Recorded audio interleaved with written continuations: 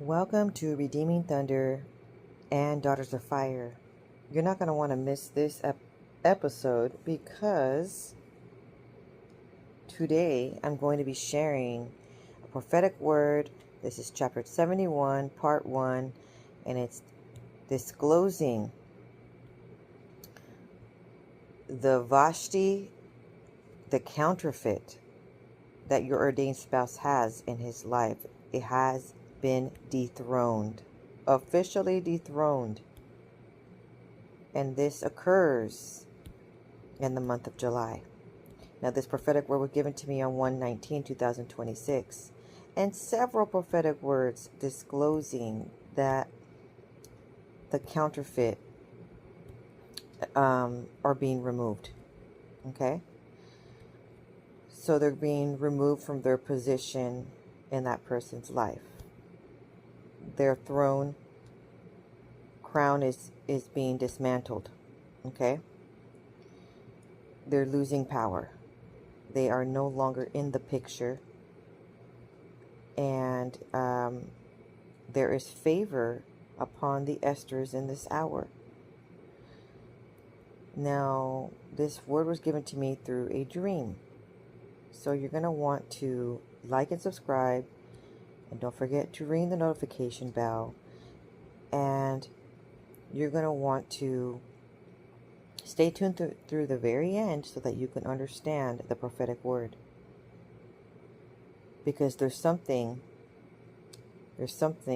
of that's for you if you're an Esther, and the table is set. Okay, so in this dream, I'm going to jump right in this dream, there happens to be a hotel room, and this woman is getting ready for a gala dinner party. There was a bathtub, and there was, in the entire room, there was warm light. It looked to be incandescent light, and a nice romantic ambiance, it seemed like. There was a beautiful dress, the color of champagne, with a black furry shawl ready, already laid out on the bed for this woman to put on. So it is clear that she is going to be attending a ball. Suddenly, there was dimensions of time, zaps of light, and I could hear 74, and it at first sounded the number was quietly ringing in my ear, and it became louder and louder with affirmation. 74, 74, realizing that the number is 7474. Okay? Suddenly, there is a luxurious restaurant setting, and everyone is sitting at the table. So this woman is sitting with another woman, and the other woman is across the table. And the table was set with all the silverware and all of the dining,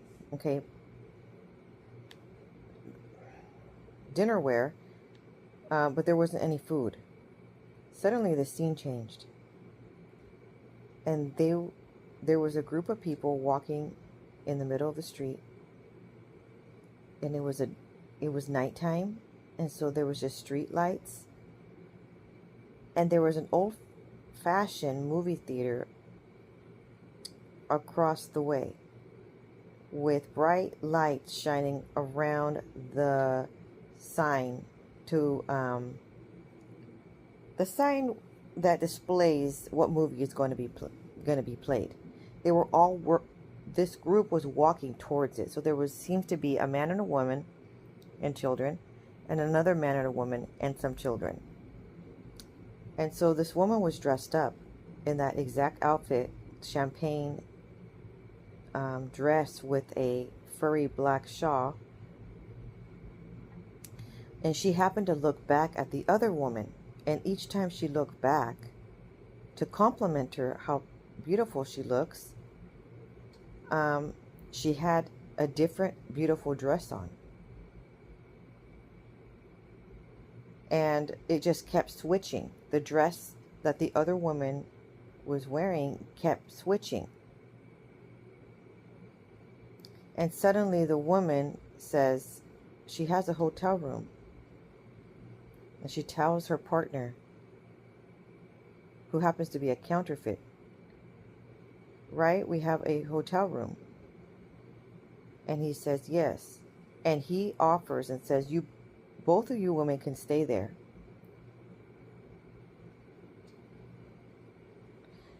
And this woman says, ask her partner, who's a counterfeit, how long do we have the hotel for?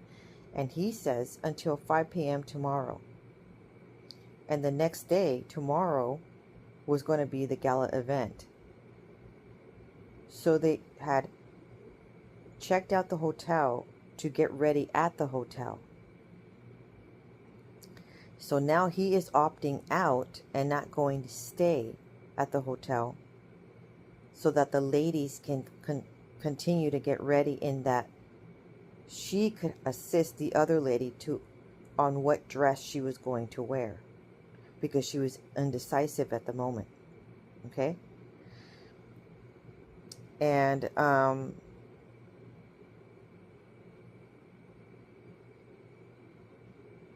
now the men were going to go to work, and they were going to stay in the hotel room with their children. So this gala event was a very important event, and it was her partner's work dinner party, it seems to be. So there they are in the hotel room, and there's many dresses laid out on the bed, and her friend was about to try them on, and she was in this other woman that's already ready and knows what dress she's going to wear. She already has it on. Was going to assist her to figure out what dress she should wear. Okay? And the next thing was, when they went to the dinner party, those counterfeit partners did not show up to that event. And only the women showed up. And somebody else of their true partner, life partner, ordained spouse, was going to show up to that dinner party. And then I woke up. Okay. So, now I'm going to elaborate furthermore of the interpretation of this dream and the numbers that were given. So there was a 7474 Hebrew number, and then the number 5. Okay. So the dream reflects a significant spiritual transition regarding your identity, how you present yourself, and how you process past relationships. And there are inner emotional changes occurring within you at this time. That is why the woman that had been switching dresses every 5 seconds, okay? And so you need some stability. You need to have a confident mindset. What you wear, the wardrobe, has a lot to do with where your mind is at. Okay? How confident you are. And It also has to do with the personality that you're carrying at the moment. Now, the biblical symbolism of the dream regarding the luxurious restaurant with no food. A table is set but empty often points to a spiritual hunger or a temporary period of waiting for food, fulfillment, or nourishment. It suggests you are in a transitional phase where you are anticipating something, but it has not yet been served or fully realized in your life. Now, the movie theater and the street lights. It's relates to how you observe your life playing out, or a desire to watch the story unfold. The beautiful dresses and getting ready. Clothing deeply symbolizes your righteousness, your spiritual calling, and how you present yourself to the world. Complimenting the other woman on her constantly changing dresses signifies you're acknowledging and honoring different giftings, callings, or seasons in other people's lives. The hotel room at 5 p.m. deadline. Hotels and dreams represent temporary dwelling places or a state of transition, not a permanent home. The 5 p.m. deadline, particularly before a significant gala event, points to a shift in time. It indicates a specific window of preparation or a countdown until a major milestone is realized. The number 5 in Hebrew is the word hey, which has a lot to do with what you speak forth out of your mouth, proclaiming and manifesting your miracles. Okay? So declarations and decrees. Now, the counterfeits at the gala event at the beginning of the dream. Going to a work dinner party without your current partner, show the counterfeit, and realizing the man at the dinner is an ex reflects a spiritual breaking away. This suggests your subconscious mind is actively separating your current present day life from past associations, releasing old chapters so you can fully step into a new season of blessing. So part of the new wardrobe has a lot to do with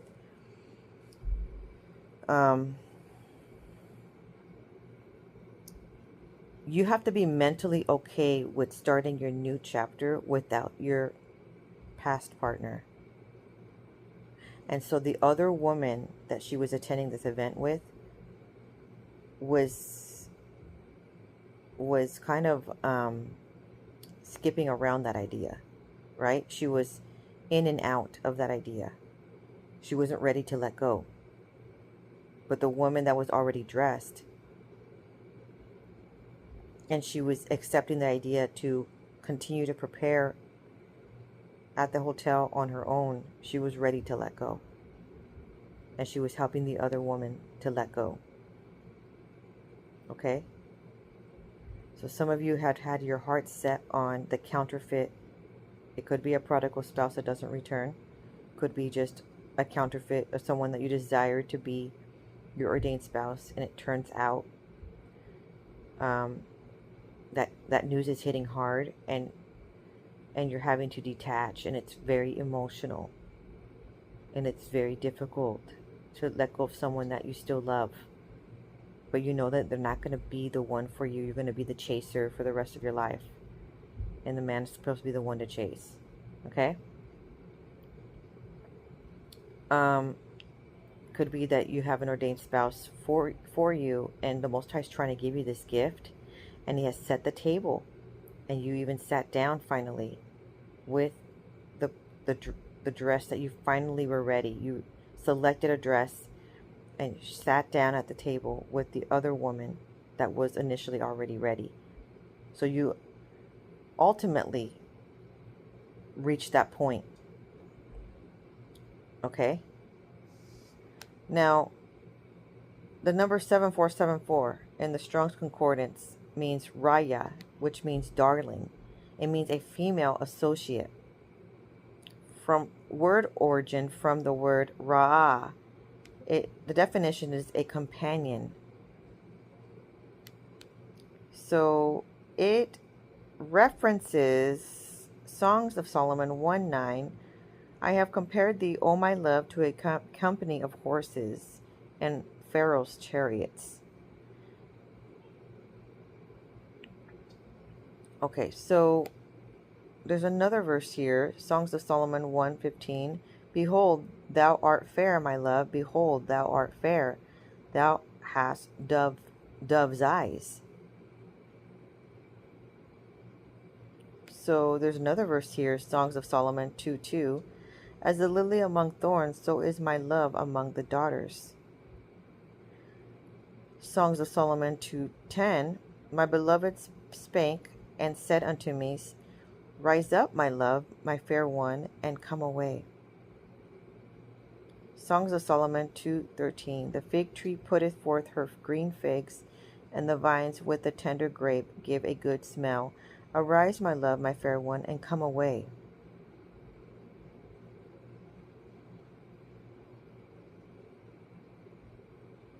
So what is happening here is your ordained spouse feels this way about you. These romantic verses are lovely love notes to their beloved. And in order for you to receive your divine miracle of your ordained spouse, you have to be with arms wide open, ready to receive. It also, you have to be in your Esther mantle. So what that means is you need a man, okay? You need the rescuer. You depend on him to come rescue you. I know this day and age, in this era of time, in the 21st century, they want women to be feminist, and they want women to handle their business. They want to be boss babe. They want us to be boss babes, and they want us to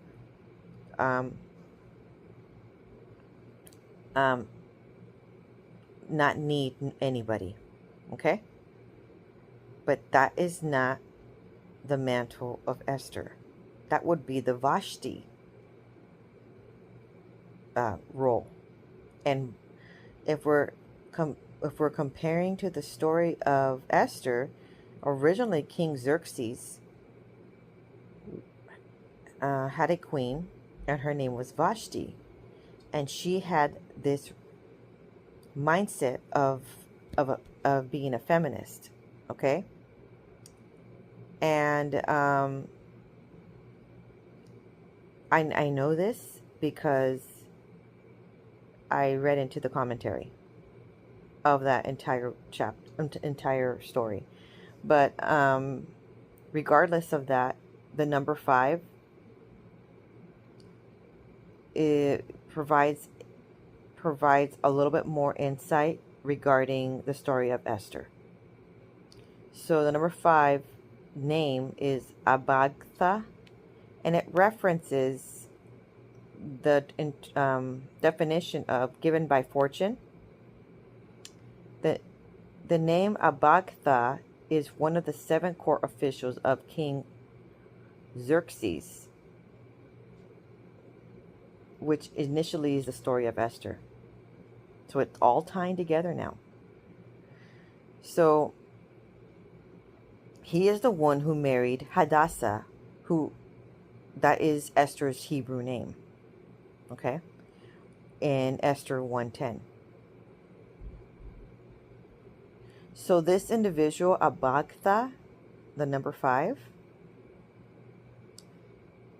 is one of the 7 eunuchs.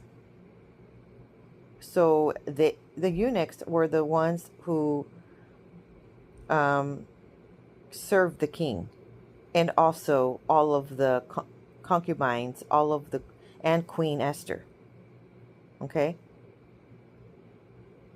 So the word, in another word used for that, like a derivative, is saris, and it literally means of the king's head.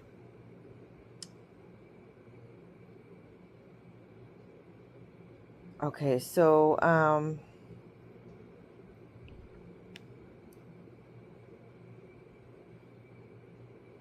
now let's continue on reading a bit more. Bhagadatta is another form in Sanskrit for the word abhagta. It means either fortune or the sun. Now, there's some verses. For instance, Esther 1:10 that is linked to this word. On the seventh day, when the heart of the king was merry with wine, he commanded Mehuman, Bitztha, Harbona, Bigtha, and Abagtha, Zethar, and Carcas, the 7 chamberlains that served in the presence of King Xerxes. So the Barnes note on the Bible states, Vashti, there's another name, probably in Greek, of King Xerxes. He's also known as Ahasuerus, if I'm saying that correctly. So another name for Vashti, it could be in a different language, and that would be Amestris, which is in Greek, was the legitimate wife of the monarch. So she married him before he ascended to the throne. Another version of her name, her title was Vahishta, or in Sanskrit it would be Vasista. And now we are going into the Jamieson Fausset Brown Bible commentary. So something occurred where this is pivotal now. This is pivotal of why this is being stated now. Okay? On the 7th day, when the heart of the king was merry with wine as the feast days advanced, the drinking was more freely indulged in, so that the close was usually marked by great excess of rivalry. He commanded the 7 chamberlains.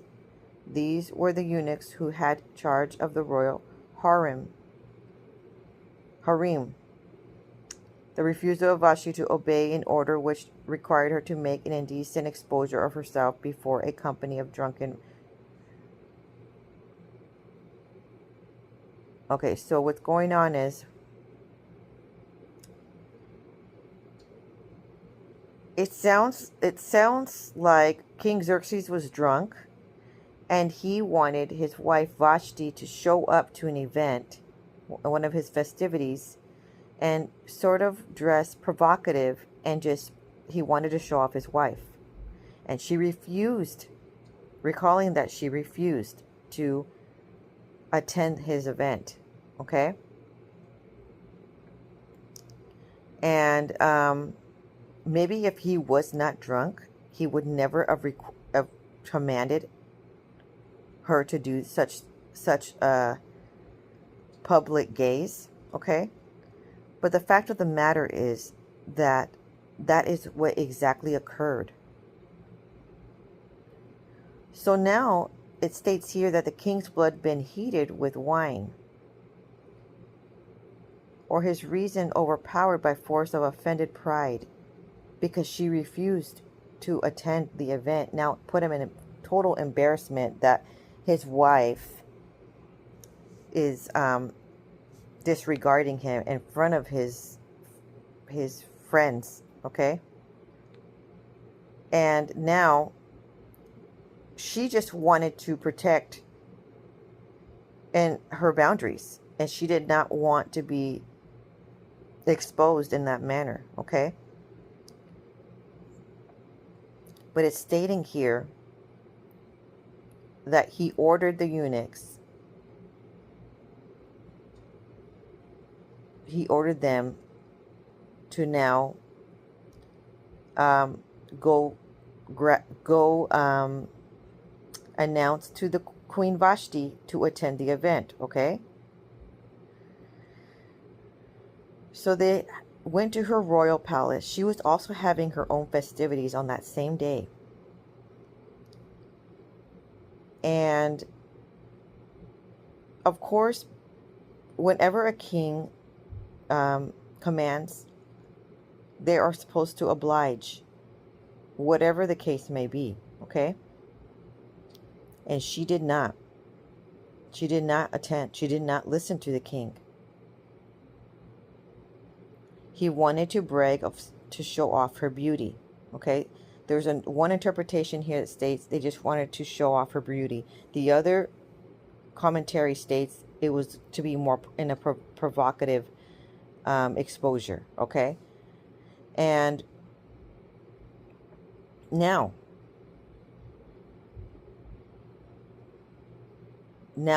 because she decided to refuse to attend his event, he had ordered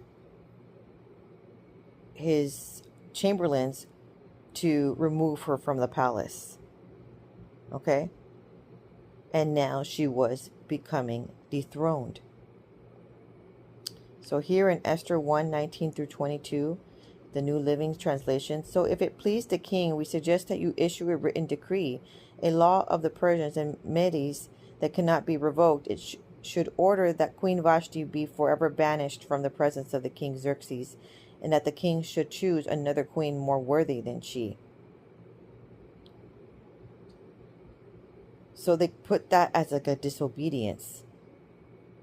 And she was completely banned for stepping foot in the palace since that day forward. So something along the lines is going to strike your king, rub him the wrong way, okay? And he's going to break up legally, and or just if there's a girlfriend, just break up with the Vashti in his life. Okay? And the thing is, it's all orchestrated by the Most High. So, and the reason is because all of the Queen Esthers need to be in the picture. And because you belong with your King Xerxes. So now Esther 1:20. And when the king's decree which he shall make shall be published throughout all his empire, for it is great, all the wives shall give to their husbands honor both to great and small. So Esther 1:21, the king and his nobles were pleased with this advice, so the king did as Memucan proposed. So there was one of the chamberlains proposed that he put in an additional order, that because he saw that this would put him in an immensely bad light, and it might influence all the other women in the villages, okay, to disregard their husbands if they see that Vashti disregarded her king.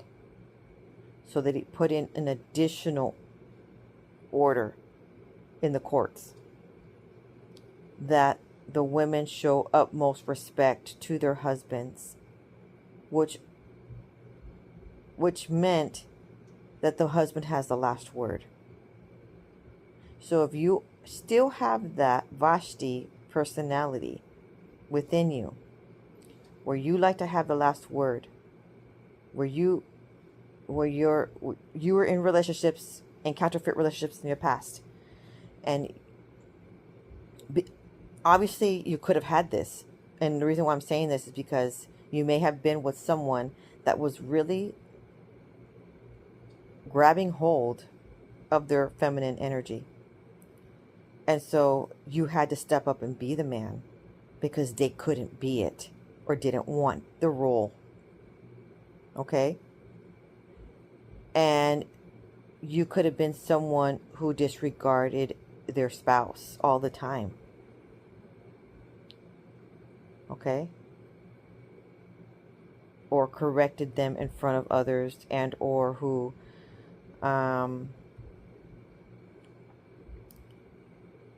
it, it elaborates further regarding the language that they spoke in the home, that the husband gets to decide. He's the deciding factor of which language they're going to be speaking in the home, because he is the leader of the household. He is the head of the household.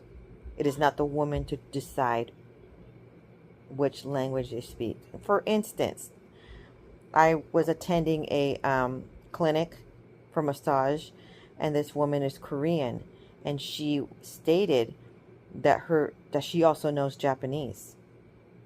So in the home, her husband is also Korean, right? But she, as her children, as she raised her children up, she taught them Korean, and they also know English, but they also know Japanese. So what happened is the children enjoyed this, speaking this secret language with their mother, and the father did not know the Japanese. But the children continued, even though the father stated, no more speaking the language that I don't understand in my home. The children continued to speak Japanese so that they can exclude the father from conversations and just, you know, bond with the mother. And so that already sounds bad, what I just said, right? But the mother, the massage therapist, I was listening to her, and she said that she just allows them to do so. You know? And she doesn't correct her children, even though her husband is saying, please do not do that. It's disrespectful. And I agree. It is disrespectful. And he should have the last word. Okay? So that's what I'm trying to say. That sometimes women overstep their husband's ruling. Let's say the husband says all the children need to go to bed at 9 on a school night. But the mother goes and says, you can watch one more episode, or you can stay up and read that book until 9:30 or 10. But the father figure already stated 9. And then the mother goes and says, no, it's okay, you could stay up, or you can have this dessert, even though the father said no dessert today because they didn't do their chores. That's what I'm trying to say. Little things like that. There's a big deal. And it's giving Vashti vibes. Okay? And if you notice in this story, Vashti was dethroned. Okay? So she was removed from her position as queen. But you're trying to be queen, so you can't act like Vashti. You cannot have any Vashti vibes. You need to give respect and honor to your king. And how you practice that is how in the dream the other woman was trying to figure out what wardrobe, what dress to wear. So she was kind of hopping in and out of Vashti and Esther. Okay? And part of it is being humble. Part of it is, during this time frame, there's like, you know how they was talking about a waiting period? A hotel is not a home. It's like a temporary housing, right? And so you're in this waiting period in this hotel setting, preparing for this gala dinner of when, and your ordained spouse is going to meet you at the gala dinner. But you can't have those attributes, those negative attributes, those sassy,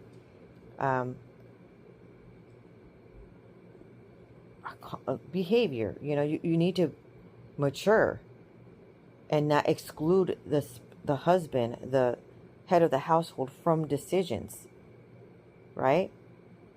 And of course, King Xerxes took it to the extreme by wanting her to be there as sort of an indecent, to be indecent in front of other men, to basically drool over her, right? And she didn't want to be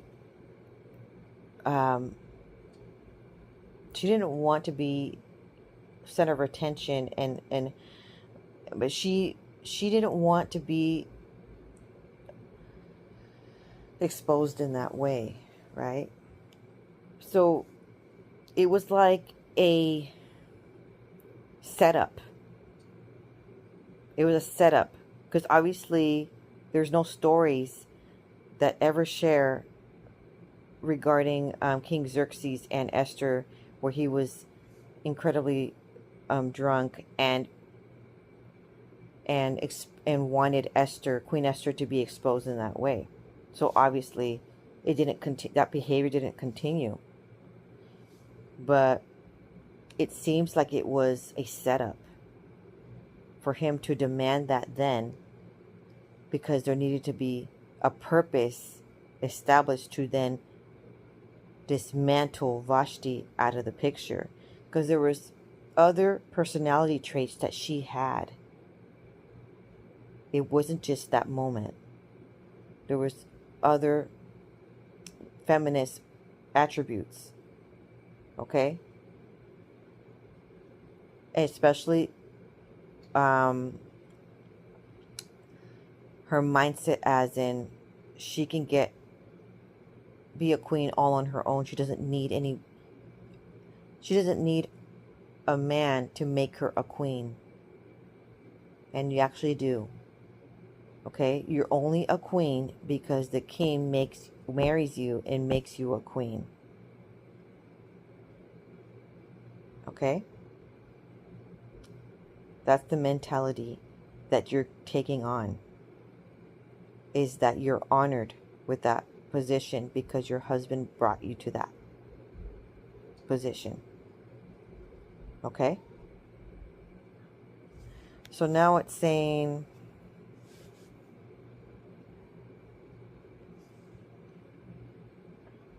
okay, so that is about it. And so the fact of the matter here is, we are in the month of July when I'm recording this video, and all of the Vashtis are being dethroned, because the time has come where your King Xerxes is going to find favor.